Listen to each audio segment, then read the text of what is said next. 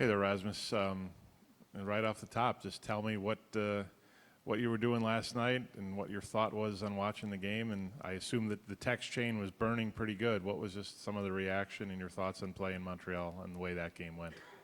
Yeah, it was a fun game to watch. It was tight. It was one of those game sevens you want to watch. So it was fun. Honestly, I was just kind of waiting to see who we were gonna play. So now we're ready for Montreal. Rasmus, what are you expecting? I mean, you've played them 4 times. I think it was 2-2. I think you guys are even in goals even in the 4 times you played. They're a fast team. Well, what are you expecting from Montreal? I don't think there's any secrets anymore. I think the 2 teams know each other. For sure. We know them, they know us, so it's going to be a battle. It comes down to compete. It comes down to who wants it more every shift. Puck battles, box outs, stuff like that. It's going to be so tight, so it'll take a lot to score goals in this series, I think. After beating Swayman, you guys are running into another hot goalie. What are some of the things you guys did with Swayman, maybe bodies in front, whatever, to help get to him as that series went on?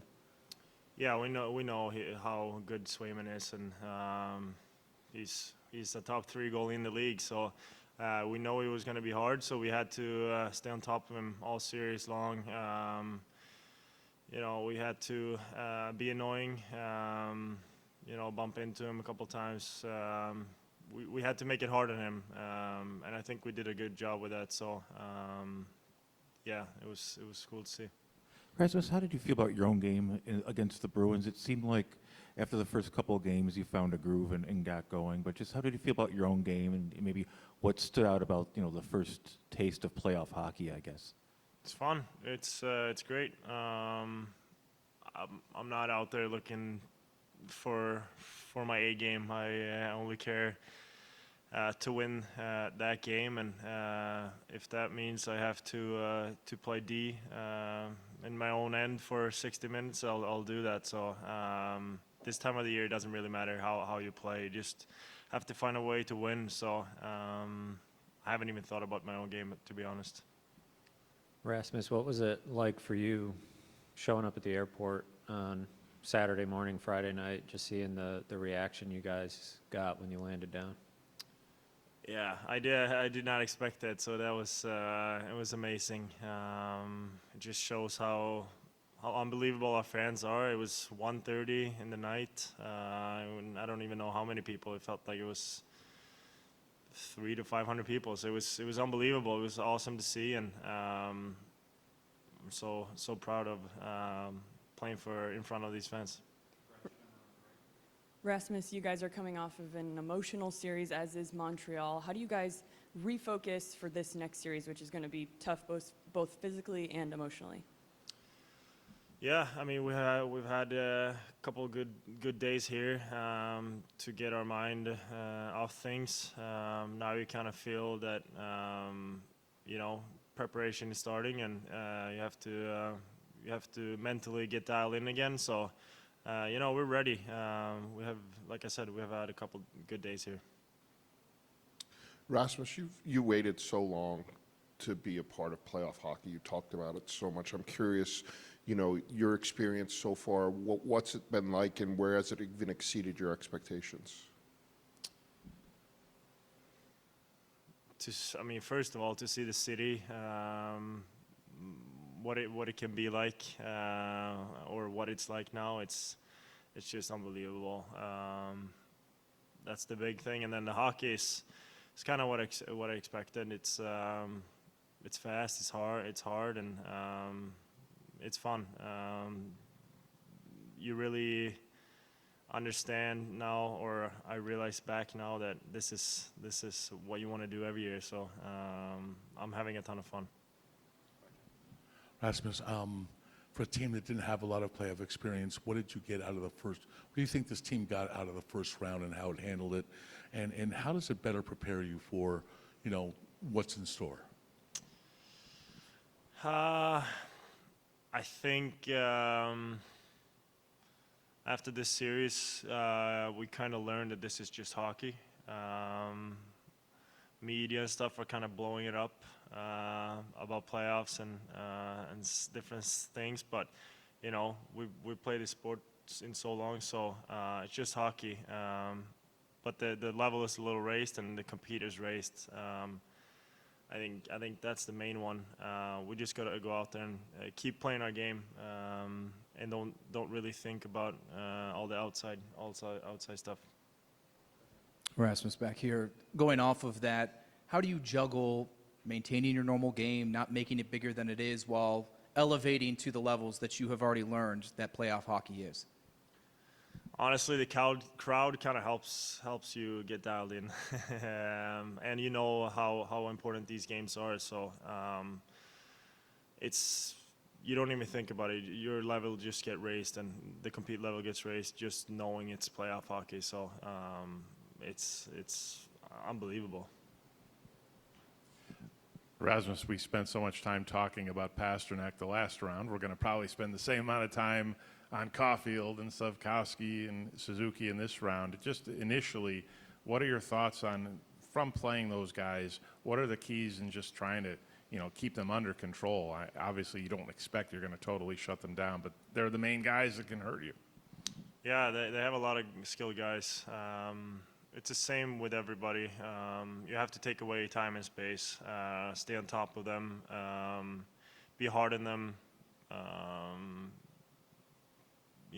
but mainly just take away time and space, because when they get time, it doesn't take much for them to score a goal. They have so much skill, so we have to play a solid defensive game in this series to be able to win, that's for sure. Rasmus, as a captain the last couple of years, how valuable has it been to have a veteran like Jason Zucker to kind of bounce ideas off and just have another voice in the leadership group? Yeah, no, amazing. He's such a huge part of our team. He just kind of brings a sense of calm every day, and he kind of knows, what to do, when to do. So he's been great for me. We've had a lot of discussions over the years, and he's for sure a top leader on our team. Rasmus, what have you learned about Alex Lyon, being around him for 7-8 months, that, in his makeup that allows him to have this kind of success at his age? This is probably his best season, and he's 33, and you don't see that a lot. Yeah, no, he's what I love about him, that he's a gamer. He competes like crazy out there, even in practice, in everything. I really love guys like that hates to lose and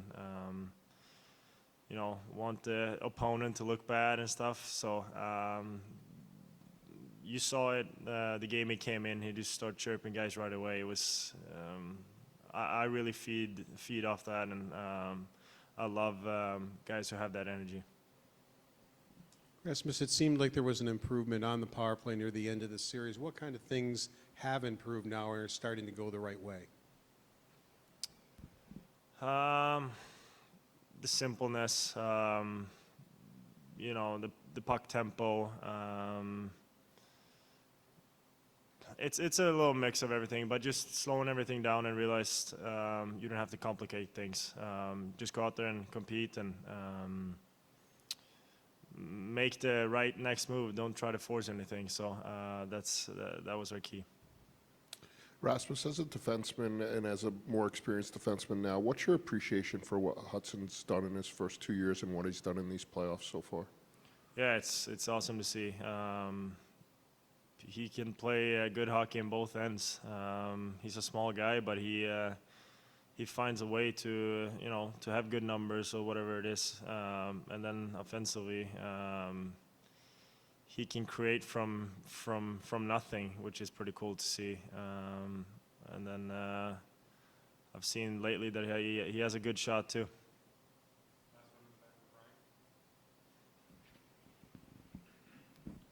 Rasmus, what's been your favorite part of playing in this postseason so far? Meaningful games. Every shift matters.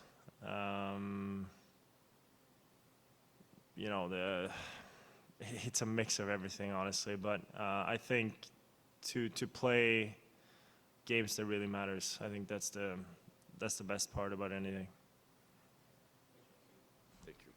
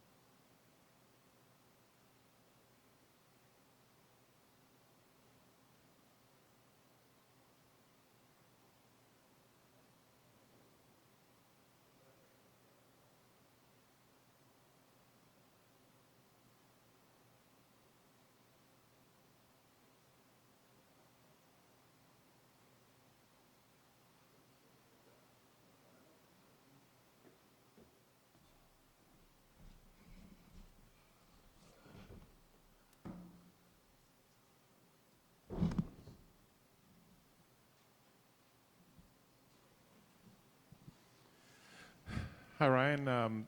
Initially, we'd like to hear your thoughts on what you saw of Game 7 last night and just your reaction to knowing that you finally have an answer and that it's Montreal. Yeah, I thought it was a pretty competitive game. Obviously, kind of, low event-wise in the chances category, but I thought both teams played really hard. It was a great series. It was a lot of fun to watch. It's gonna be a good test for us against Montreal.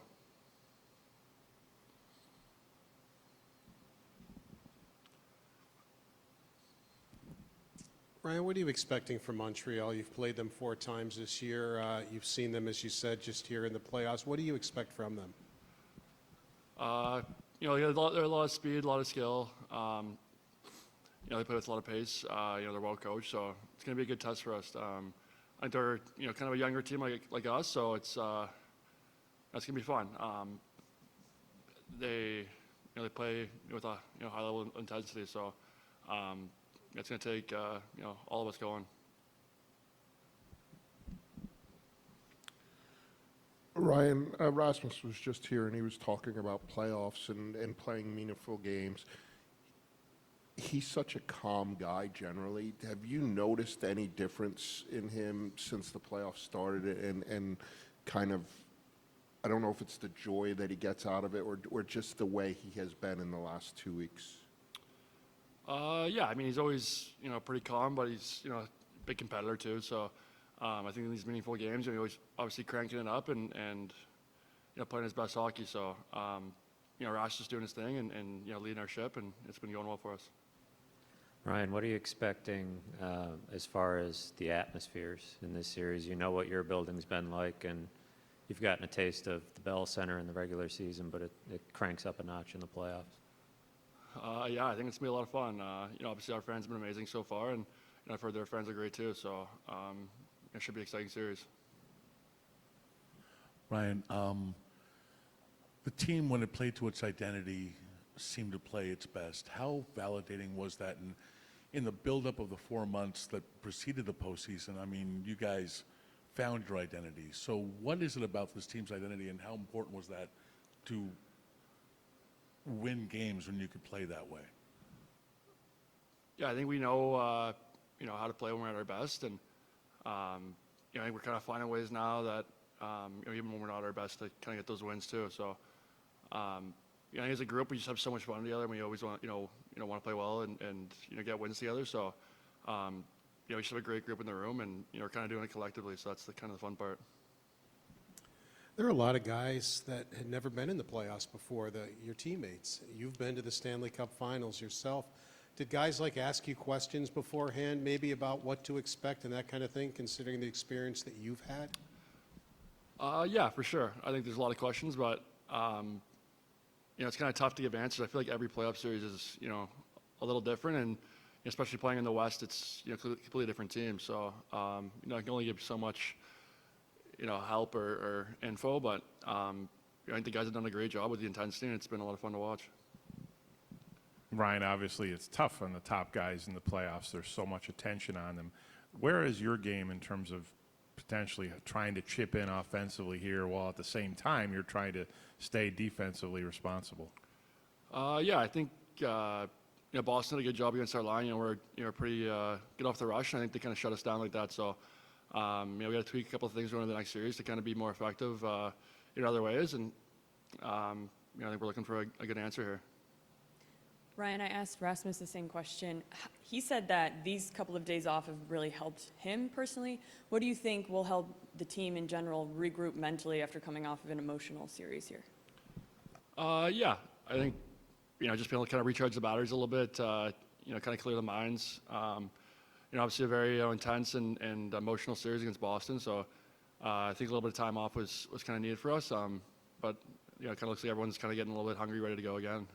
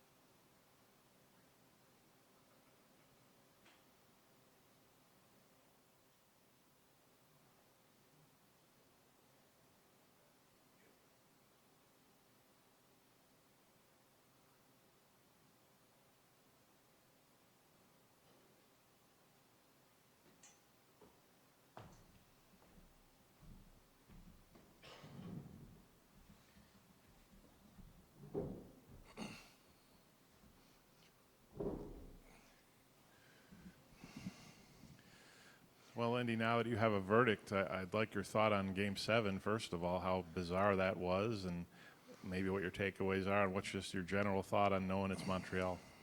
Yeah, I mean, that, sometimes playoffs is about, just about winning a game. It's not how you get it done.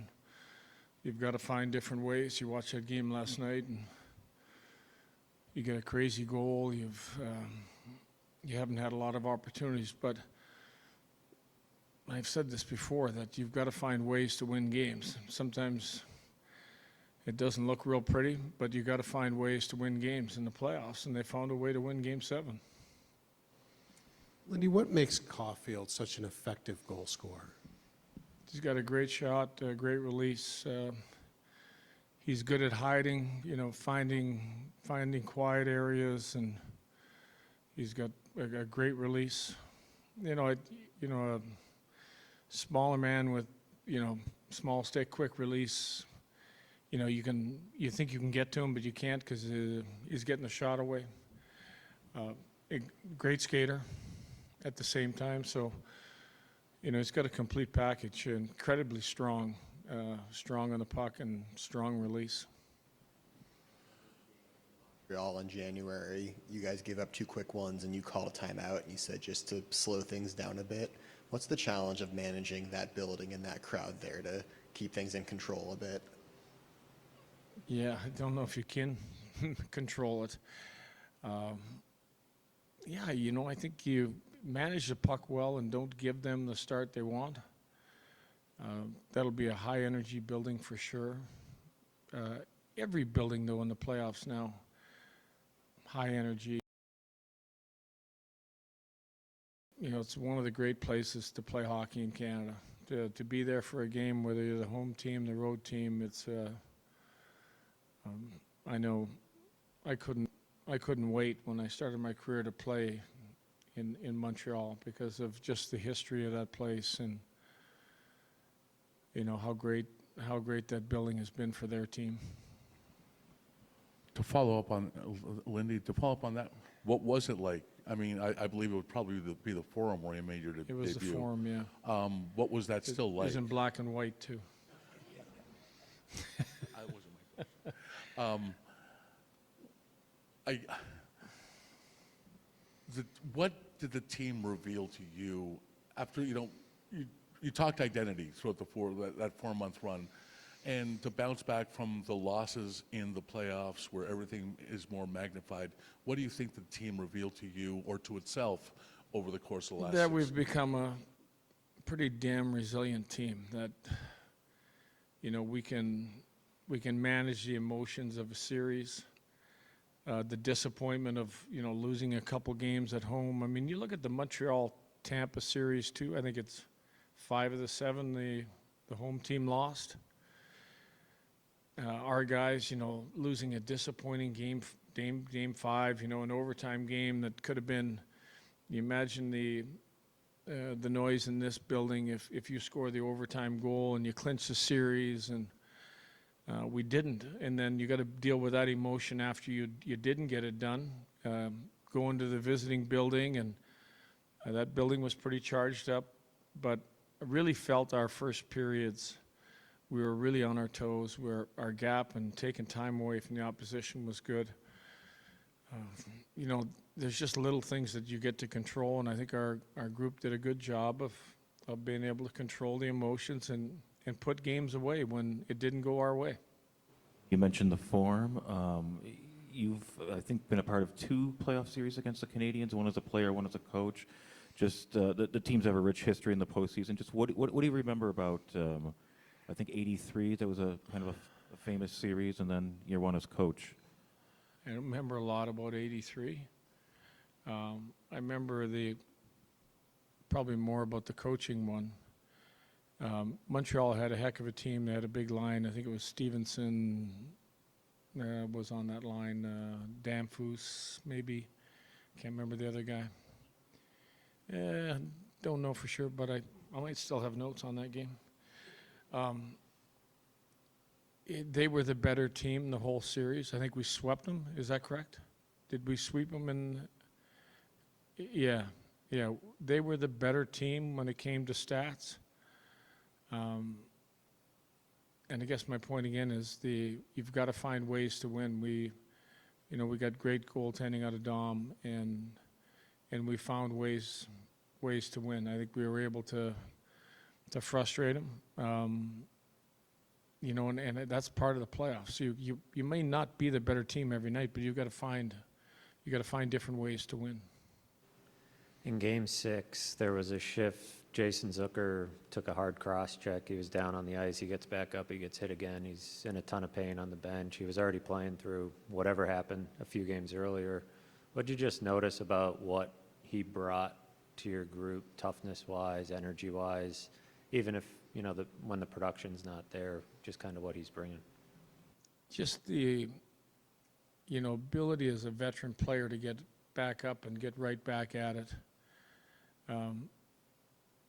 Could have been an easy play just to lay there, stay down, but it was the willingness to get back up and battle, which this time of the year, we've talked about, you may think you're tired, but there's still another level of being tired. You may think you're hurt.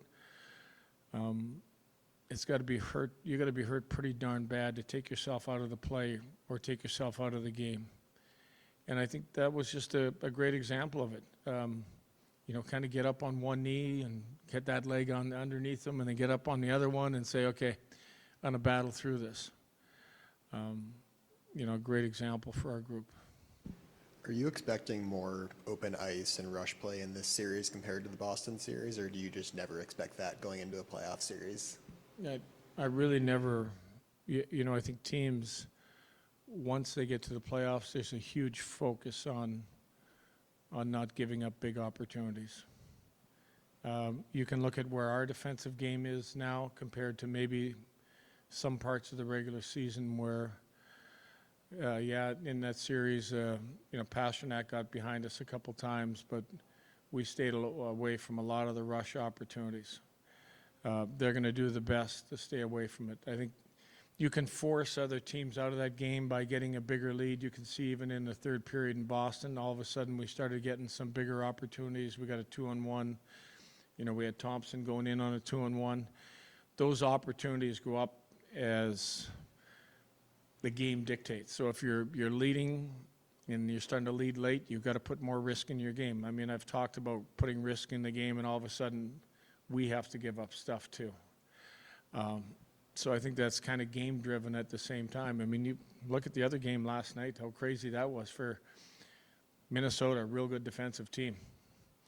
I don't think anybody could have predicted that type of game except for maybe Paul.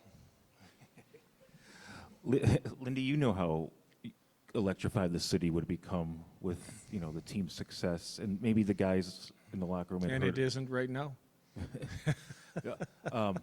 But the guys in the locker room, they'd probably heard about it. But I mean, do you think for them experience it for the first time, seeing it for the first time, maybe there's a wow factor when they see this all, you know, finally get to, you know, experience it?